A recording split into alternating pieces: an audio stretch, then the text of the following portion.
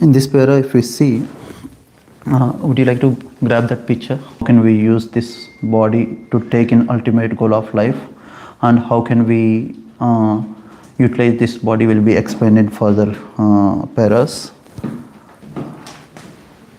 Here, one analogy that was mentioned in the Kadampanishad. So, this body, whatever the body that we have, it can be considered as a chariot. The chariot or the car, okay, and the chariot has the 5 horses.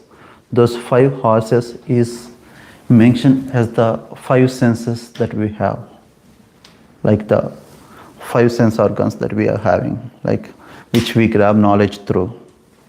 Okay, so now the person who is sitting and handling these 5 senses, like who is handling these horses with the reins, is the intelligence. It's a mind.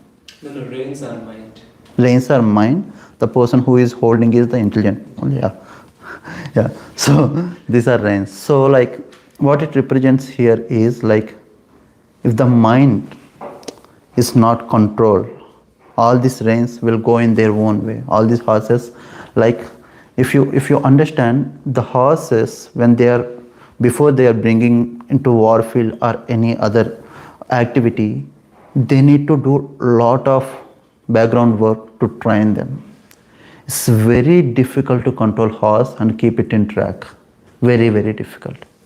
So this census is also very same. It's a very, very difficult to like the control the senses. So you can see, so the person who is holding is the actual the intelligence, and the reins are the mind, and as well as these 5 horses are the sense organs, and the person who is sitting in the chariot is nothing but the soul in this body, the consciousness. That's what this entire 5 slokas that we read is represent this picture from the Kadampanishad. Okay. Next, would like to read purport next? Yeah, Rohan. The soul, the human body therefore may be used in 2 ways: for going to the darkest regions of ignorance, or for going forward, back home, back to Godhead. To go back to Godhead, the path is Mahat Seva, to accept the self-realized spiritual master. Mahat Seva Dwaram Ahur Vivukti. For revelation, one should accept the direction of authorized devotees who can actually enter one with perfect knowledge. On the other hand, Tamo Dwaram Yoshitam Sangi Sangha. If one wants to go to the darkest regions of material existence, one may continue to associate with persons who are attached to women. Yoshitam Sangi Sangha. The word Yoshit means woman. Persons who are too materialistic are attached to women. It is said therefore, Atmana Rathina Vidhi Sarina Ratham Evasha. The body is just like a chariot or car in which one may go anywhere. One may drive well, or else one may drive whimsically, in which case it is quite possible that he may have an accident and fall into a ditch. In other words, if one takes direction from the experienced spiritual master, one can go back home, back to God. Otherwise, one may return to the cycle of birth and death. Therefore, Krishna personally advises Ashraddhana Purusha Dharmasya Parantapa Aprayamani Vashante Muchya Samsara. So, Prabhupada mentions in these 2 paras the main points that focused here, like one is the importance of spiritual master to achieve the liberation from this material life, and second thing is association. These are the 2 main points that Prabhupada discussed here. Either you can drag your life towards the ultimate goal, or like you can go into the ditch, like which is darkest of region. Okay, so who would like to read next? Yeah. Those who are not faithful on the path of devotional service cannot attain me, O conqueror of foes, but return to birth and death in this material world. Bhagavad Gita 9.3. Supreme Personality of Godhead Krishna personally gives instruction on how one can return home back to Godhead. But if one does not care to listen to his instructions, the result will be that one will never go back to Godhead, but will continue life in this miserable condition of repeated birth and death in material existence. Mrityu Samsara Vartamana. Yeah, it's very clear. This para is very straightforward. Krishna is saying that who don't have faith on him, definitely they will be in this material life. Okay, so yeah, Raja.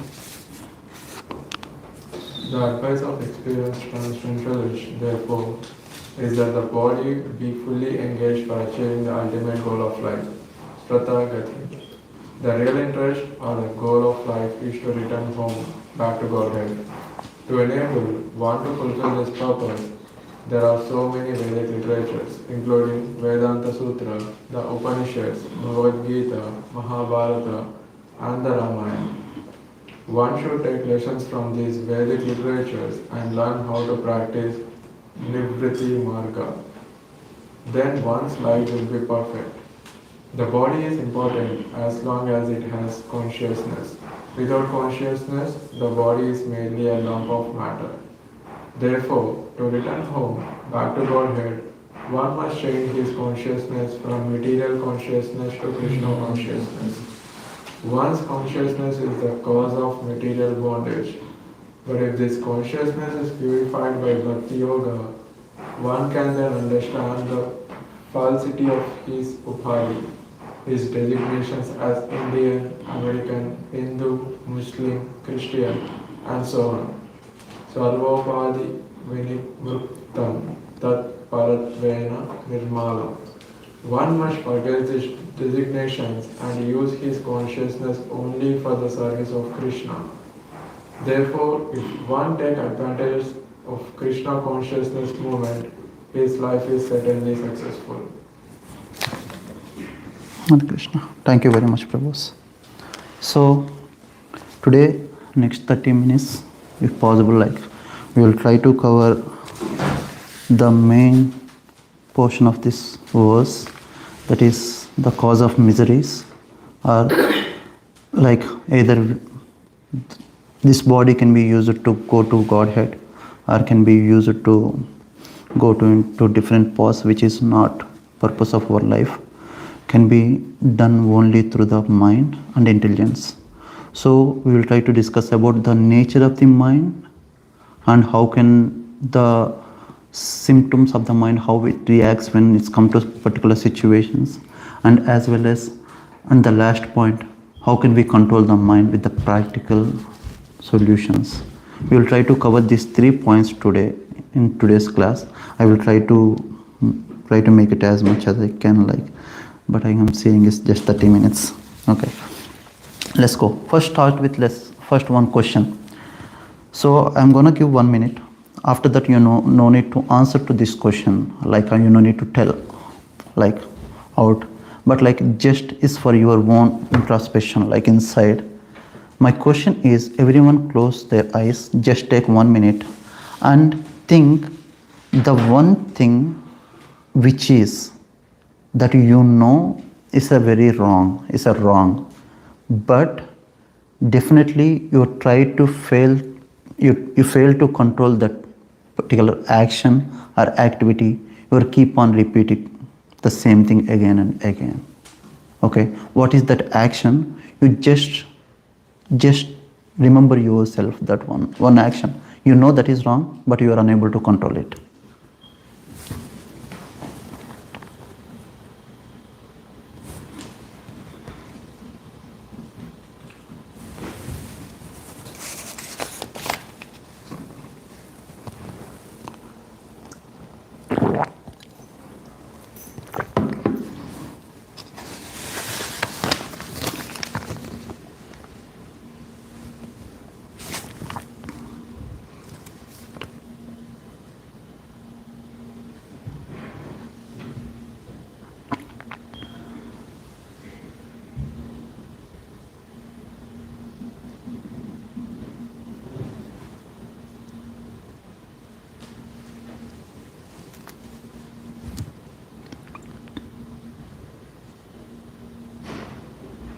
Okay, I hope you all are like at least remember one activity that you are doing that you know that is wrong, but you are failed to do that, fail to control your mind, and you are doing it again and again.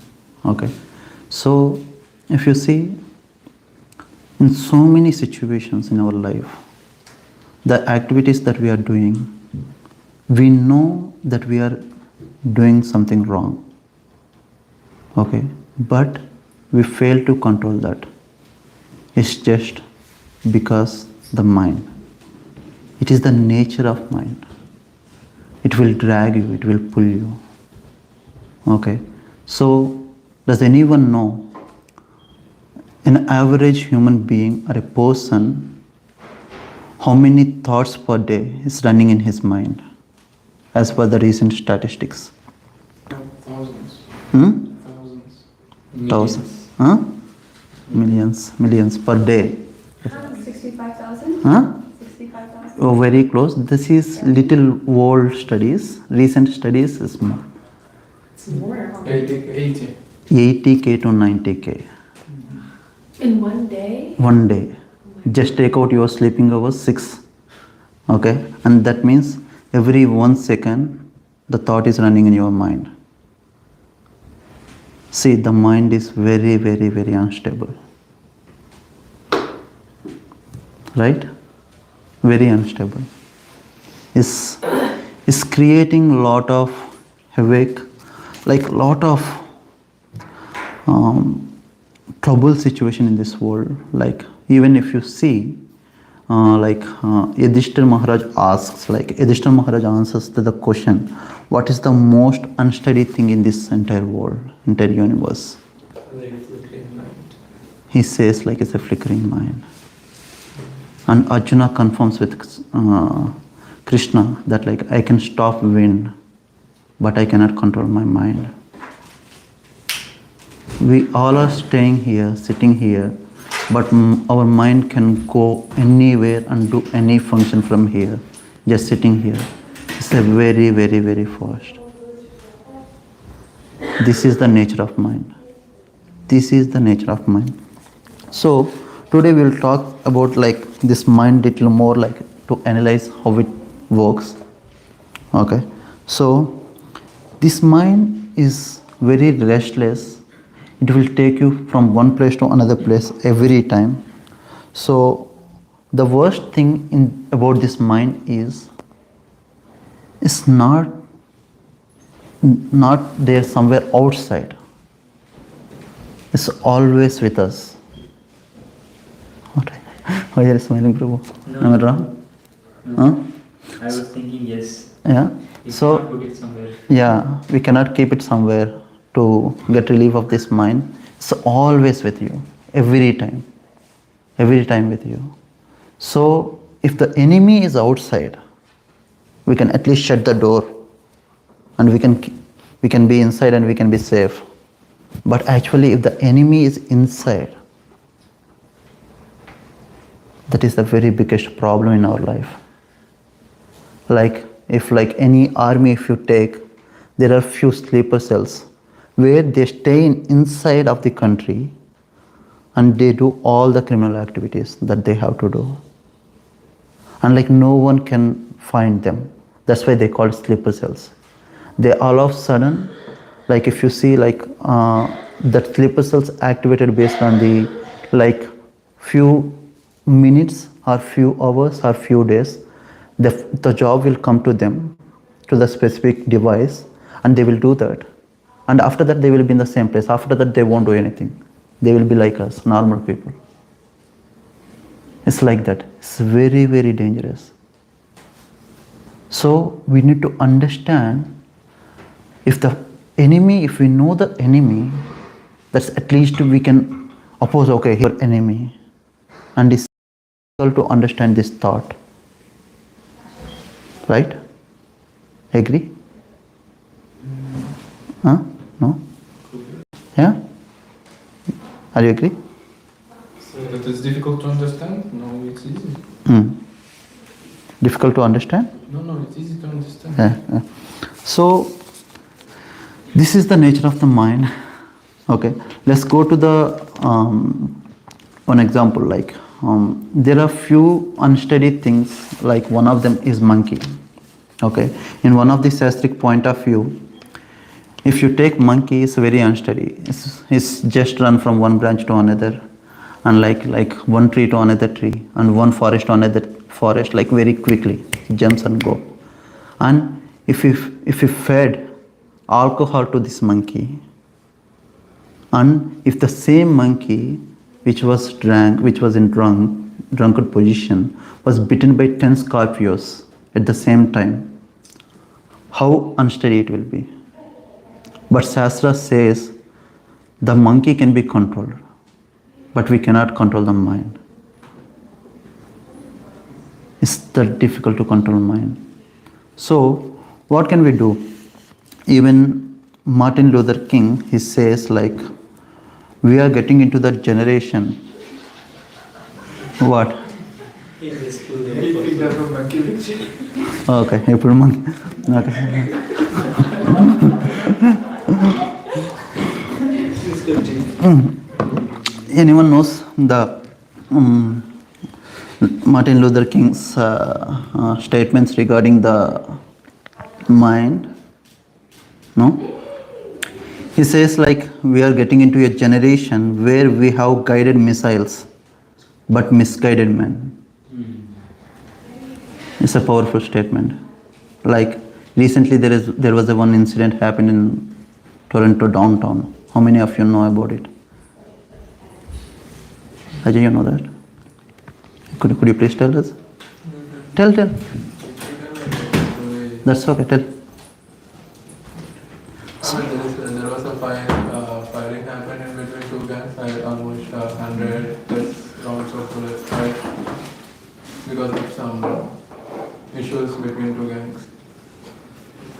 So 100 bullets in the in the downtown of the Toronto, they fired like in the public area, and like they found around like 18 weapons in the dustbins. Okay, this is the current situation. With the uncontrolled mind, it create a lot of havoc in the society. So this mind can make the heaven into hell and as well as the hell into the heaven if you don't control it in steady way and don't use it in nicely. Okay, so let's go. There was a one incident where like one of the Prabhus, ISKCON Prabhus, he went to jail to preach. Okay, when he went to preach, like he found one guy, one criminal who is 27 years old, and like he got surprised and he asked, "What did you do? Like you are just so young and like you are ended up staying here under boss. Like what happened?" And the other person, he said like, "I fought in the college and like I also fought with my friends so many times. What happened? Like what did you do?" And like this Prabhu, the person who is in the jail is kind of listening to his lectures earlier, and like he's kind of said in devotional way he got liberated. Like while I fought, like the person got liberated. That's why I'm under jail. Like I'm in the jail. So this is the situation. Now after that they had a deep discussion. In the discussion, the person said, "I know it is wrong. I am feeling guilty about it all the time. But at that moment, I really don't know what happened. That 1 second, that 10 minutes or 5 minutes, whatever is there, my mind is frozen and it's just telling me to kill him.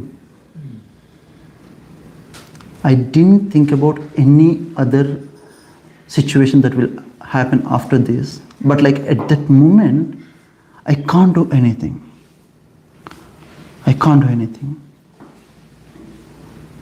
And like we all have similar kind of situations in our life. One moment we cannot control our mind and we do few activities and we realize after that and we feel guilt. This happens with everyone, right? Mm-hmm. This happens with everyone. So this is the power of mind. It will even like if you are practicing for years and years and years, the 1 second with the uncontrolled mind, we can fall down easily. There are few incidents and references from the Shastras to so many sadhus who are very, very like well practiced with the sadhana and everything, and after such a long years also they just fell down because of uncontrolled mind. So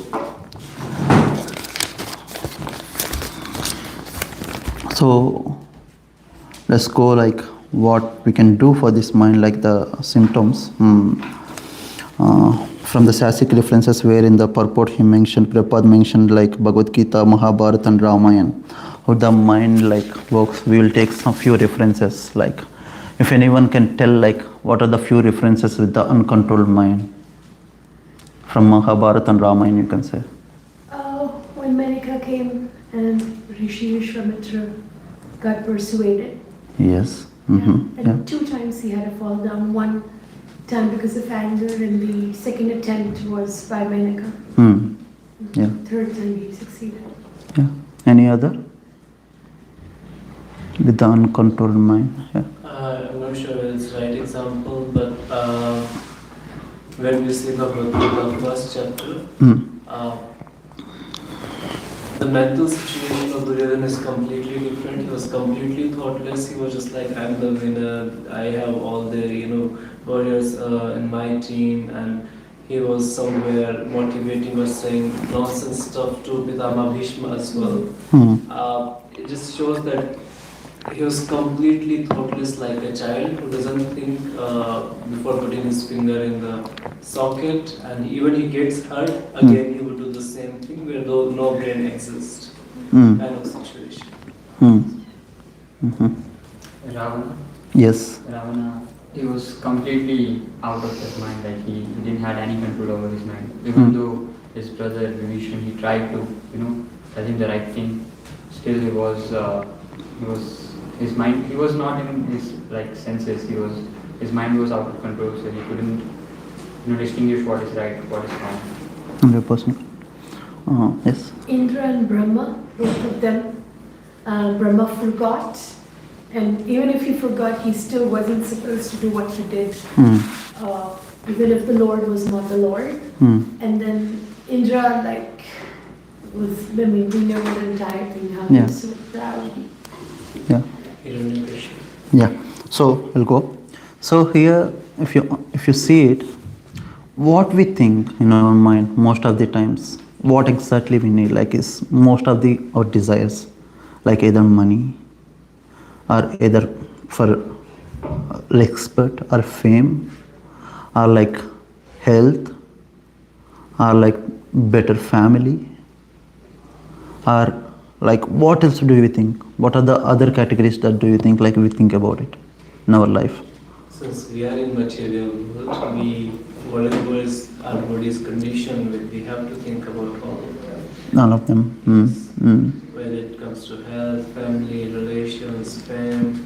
Okay, just imagine that you have enough money, you have very nice family, and you have everything what you want. Do you think you will stop thinking about them? Well, the parameters change. The standards of thinking change. Like animals, they also eat, and human beings also eat.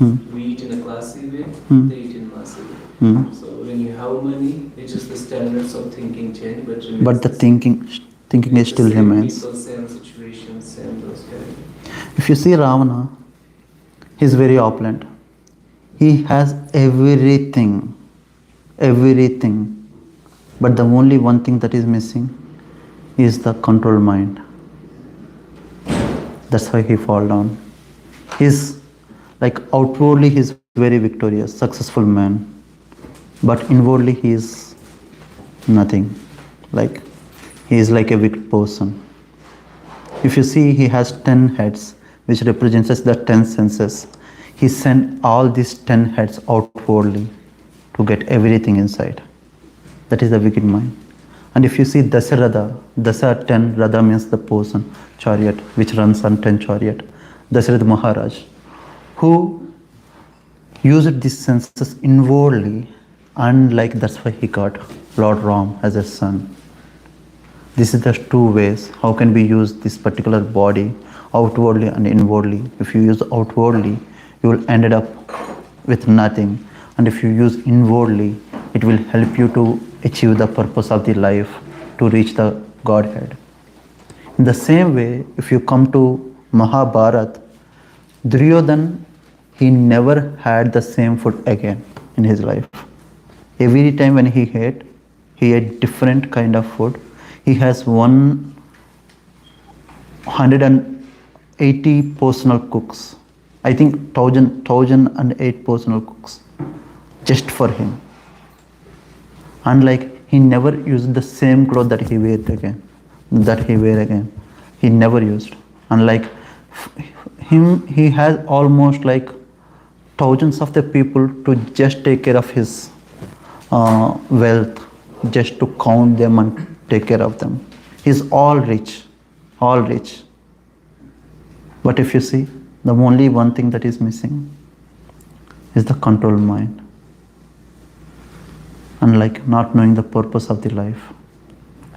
So we have references in our scriptures. On the other side, if you see Yudhishthira, it's a very small resources. Like most of his life, after that anyway he got it, most of his life he spent with the few resources. Most of the time he spent in the forest. But his software is good. His internal, the mind is so good. Like he knows what to do with these thoughts. Where should he take the thoughts? So that's how like he is successful. He got the association of Krishna, and Krishna stand beside him for his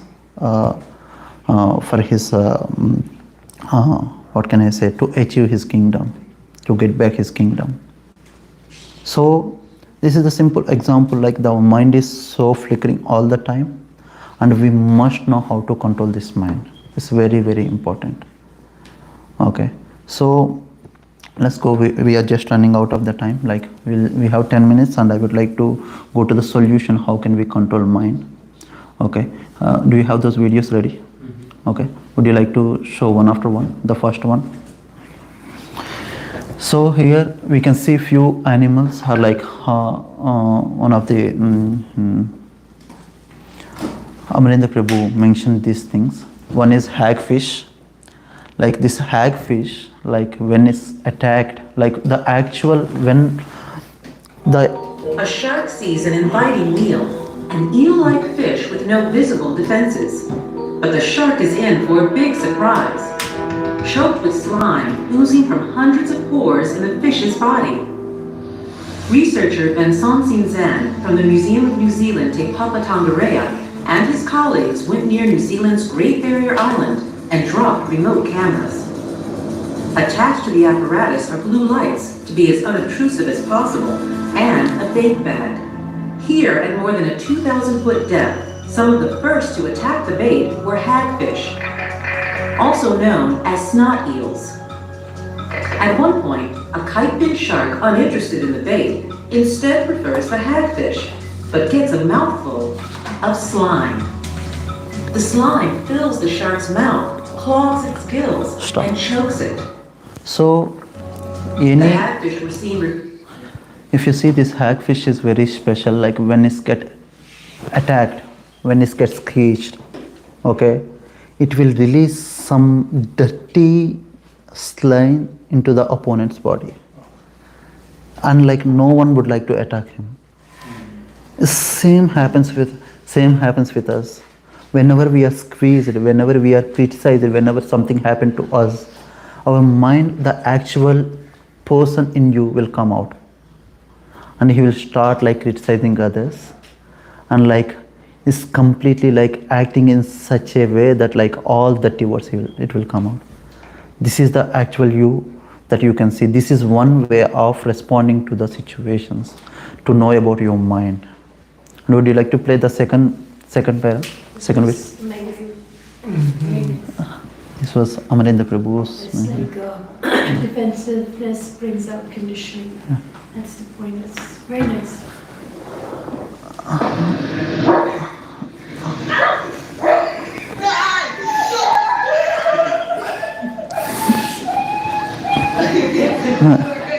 You know what it is? That is the electrical. What Wait, happened? wait, okay, I'll play it from the beginning. The dog is trying to eat the eel. Is it the E? Electric. Yes, yeah. It's an electric eel.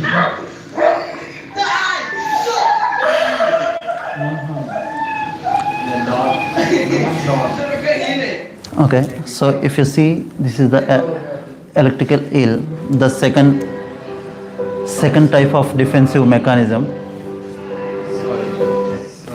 So here, some of us, we are like kind of like before the attacker attacks, we always think to attack them. Like this is some of our mindsets. Like we don't even like think like what we are doing and like how we are reacting. But when it's come to like someone will put you in like different phase, like insensitive phase, like automatically you will try to attack them before they attack. This is some kinds of mindsets that we see so often. And the third one is the explosive ants. You don't need to play that, it's taking a lot of time.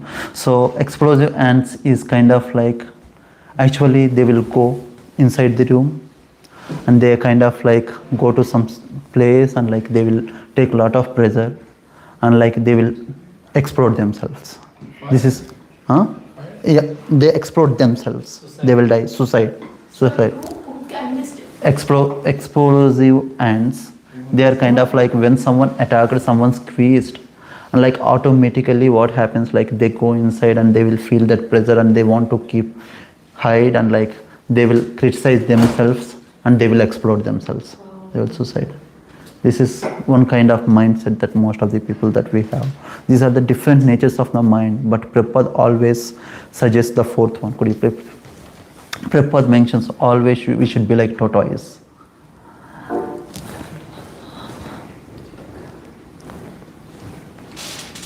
What is the best thing of tortoise? Slow and steady.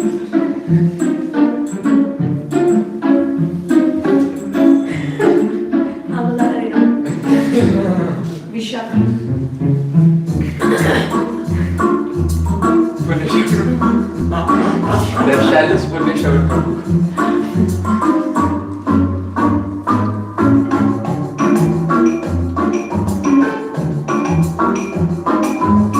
It's simple. So, Yeah. very nice. So,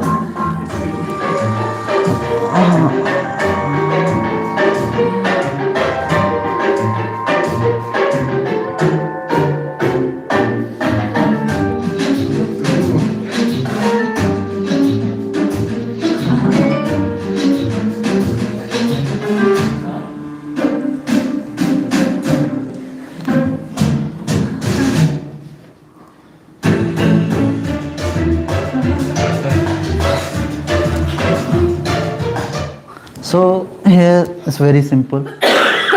Prabhupada always recommends this as a Vaishnavas that we need to, whenever there is a difficult situations in our life, someone is challenging us, if there is, like we should not lose our control.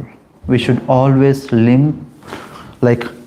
take inside our limbs into the shelter. We have to be like a tortoise. How can we be like a tortoise? Sadhana. To the sadhana.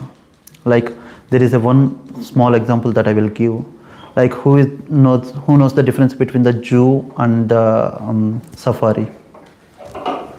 So in zoo, animals are caged, in safari, we are caged. Yes. There are two ways that we can protect ourselves. So here animals, I mean like for example just take lion. So in the zoo the lion is caged and the human being persons are like free. That means lion is compared with the mind and as well as like the man is compared with the consciousness. We can control the mind through the yoga practice, that is like all the procedures that we have in our like apana, like samadhi, these are all things. but this says it's not practical. If you come to safari, like where we will be caged, okay, it's because it's very difficult to control mind, where we need to be in the case of engagement, where that engagement is the tortoise shelter. That is nothing but the sadhana. That sadhana is nothing but the 5 activities. The acronym is chant. C means chant, and A means Hearing. H means hearing, A means association, N Neglecting bad association. negate temptations. That is the only thing that grab you to all the vishayas, to drag your mind towards it. And T, Tolerance. think of Krishna. Okay, in like Bhagavad Gita, if you see from the 6th chapter onwards, 6th, 7th, 8th, 9th, in different places, Krishna tells, think about me, remember me, think about me, remember me. He keeps on repeat. So these are the 5 things that we have to properly to do to have that shelter, have a protection from this mind. Can you repeat that? Chant, C chant, H here, A association, and N negating temptations, saying no to temptations, and T think of Krishna. Okay. This is the conclusion. Actually, like this is from the class of Amarendra Prabhu, like mind the mind. I just give the 1 drop of glimpse. Like if anyone would like to go and like watch this video, you will get the real bliss from that video. Is very, very nice. I recommend everyone to watch at least once. He talks a lot about like mind and how it functions. So in limited time, I would like to cover the few points from which is related to this particular verse. Like in the verse, he talks about the association. In the verse, like either we are going different ways by using this mind and senses. Okay, that's it for today. Any questions? And Like you mentioned that when somebody criticizes you, your actual thing comes out. yes, That's Shastra said that's not real. That's not our actual form. It's something that we acquired from outside. It gets accumulated, that comes out. No. I was just saying it's conditioning. Basically, what he meant is conditioning. all anarthas that we have. So they all will come out. Like in the third verse, you can see all the like angry and other things that mentioned here. Those all things will come out. Okay, when you are completely squeezed, the actual mind reacts in such a way. Okay, like it's not reacts like a tortoise. It's always like complaining. When you have something, simple example, like when you have some tooth surgery, if someone removes your teeth, okay, and even we have 31 nice teeth, this tongue is always go and touch the other part. It's always kind of complaining. Yeah. So like we always, this mind is always is like this. It's a symptom or it's a nature of the mind. Okay. How to train? First of all, it was very nice class. It was very, very good. So my question is how to treat the mind or explain the mind to not hold grudges if we are hurt from something. Seeing the other person same as Krishna, like you are seeing this Paramatma inside. Okay, even if they are doing something bad and like something, we have to think that our sadhana will help and they will definitely have their karma. And like maybe if you are in position to act, act in such a way to control that moment, you can take that action, but you should not have personally anything in your heart. Like you can control that moment and prevent that situation to not affect others. But actually, as a other Vaishnava, you should have that compassion for him. That's what I.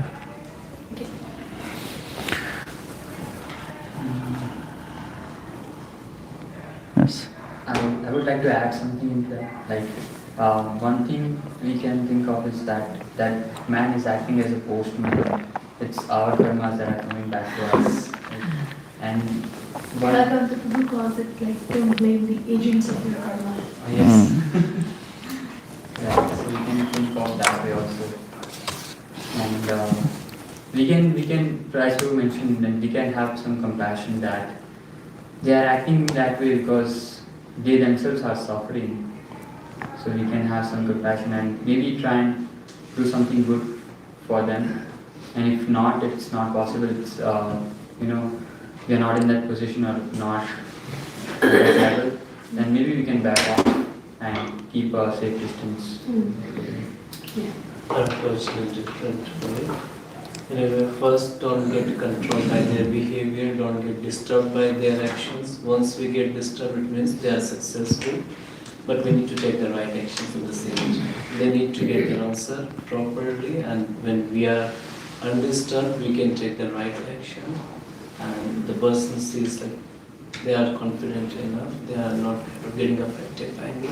That's where they lose their confidence or the anger, whatever they had. Yeah. Thank you, Prabhu. We are out of time. Thank you very much. Hare Krishna.